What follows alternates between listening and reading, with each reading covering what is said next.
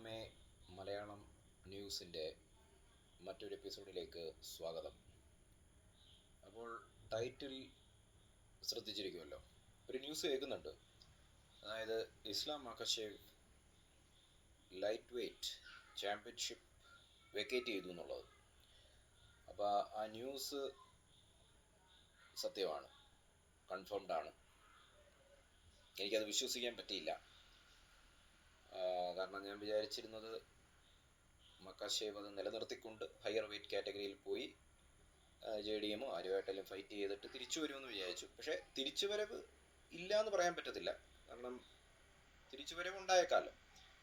അതായത് മഖാച്ചേവ് higher weight കാറ്റഗറിയിൽ പോകുന്നു,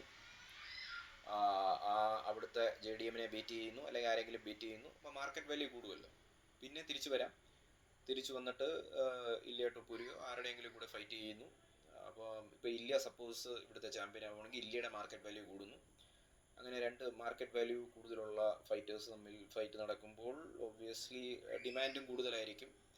അങ്ങനെ മൊത്തത്തിൽ ഒരു ഓളമായിരിക്കും.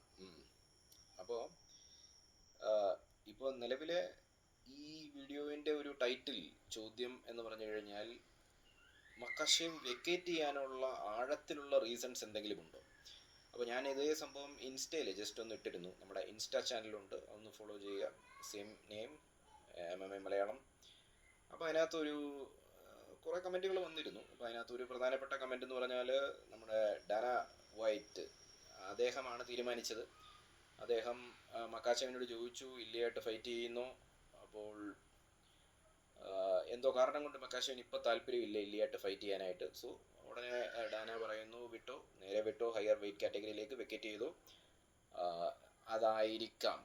നമുക്ക് സത്യത്തിൽ നമ്മൾ ഇവിടെ ഇരുന്നുകൊണ്ടേ, കേരളത്തിൽ ഇരുന്നുകൊണ്ട് നമുക്കിതൊന്നും അറിയത്തില്ലല്ലോ. അപ്പോൾ നമ്മൾ ഇതൊക്കെ ഡിസ്കഷൻ വീഡിയോസാണ്. അപ്പം ഞാൻ പറയുന്ന കാര്യം മാത്രം സത്യം എന്ന് ഞാൻ പറയത്തില്ല. അതുകൊണ്ട് തന്നെ നിങ്ങളും പങ്കെടുക്കണം, നിങ്ങളും കമൻറ്റ് ചെയ്യുക, നിങ്ങൾ നിങ്ങളുടെ സൈക്കോളജിക്കൽ റീസൺസ് ഇടുക. അപ്പം ഇതാണ് സംഭവം. അപ്പോൾ മേലധികാരികൾ പറഞ്ഞുകൊണ്ടാണ് ഇസ്ലാം മഖാച്ചേവ് ഇത് ടൈറ്റിൽ വെക്കേറ്റ് ചെയ്തിട്ട് പോയിരിക്കുന്നത്. പക്ഷേ എൻ്റെ ചോദ്യം എന്ന് പറഞ്ഞു കഴിഞ്ഞാൽ, എവിടെയെങ്കിലും മഖാച്ചേവിനെ പോലെ ഉള്ള ഒരു ഫൈറ്റർ, ഇവിടെയാണ് പ്രധാനപ്പെട്ട ഒരു ടോപ്പിക്ക് വരുന്നത്. അതായത് മഖാച്ചേവിനെ പോലുള്ള ഒരു ഫൈറ്റർ ഇല്യ ടൊപ്പൂരിനെ ഭയപ്പെടുന്നുണ്ടോ എന്നുള്ള ആ ചോദ്യം, അവിടെയാണ് നമ്മൾ ഡിസ്കഷൻ ചെയ്യുന്നത്. കാരണം നമ്മൾ അറിയാവുന്ന മഖാച്ചേവ് എന്ന് പറഞ്ഞു കഴിഞ്ഞാൽ അങ്ങനെയല്ല. കാരണം അദ്ദേഹം തന്നെ വളരെ ഡീറ്റെയിൽ ആയിട്ട് പറഞ്ഞിട്ടുണ്ട്.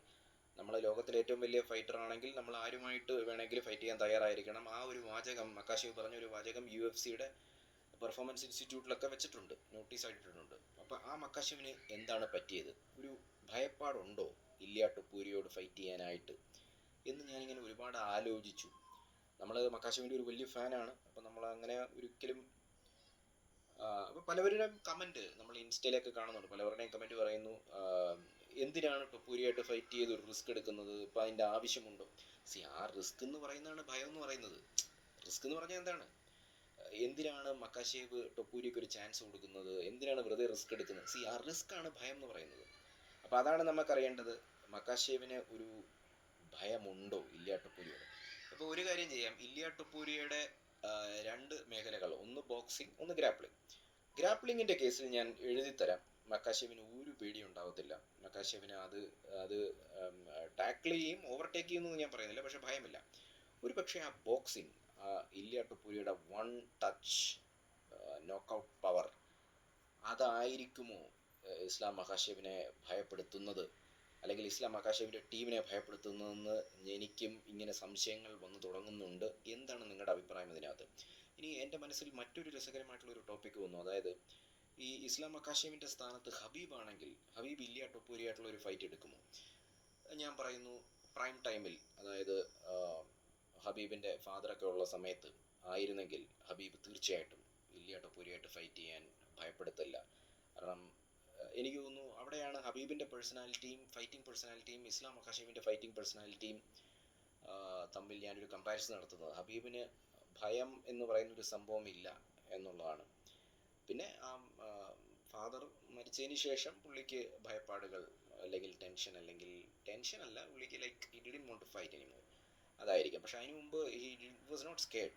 അപ്പോൾ അപ്പോൾ പുള്ളി ഒരുപക്ഷെ ഇല്ലാട്ടപ്പൂരിയായിട്ട് ഭയപ്പാട് ഉണ്ടാവത്തില്ലായിരിക്കും. പക്ഷേ ഇസ്ലാം അക്കാശിവ് എന്തോ റീസൺ കൊണ്ട് ഒരല്പം ഭയപ്പെടുന്നുണ്ടോ എന്നുള്ളൊരു സംശയം ഇങ്ങനെ വന്നു പോകുന്നു. എങ്ങനെ സംശയിക്കാതിരിക്കും?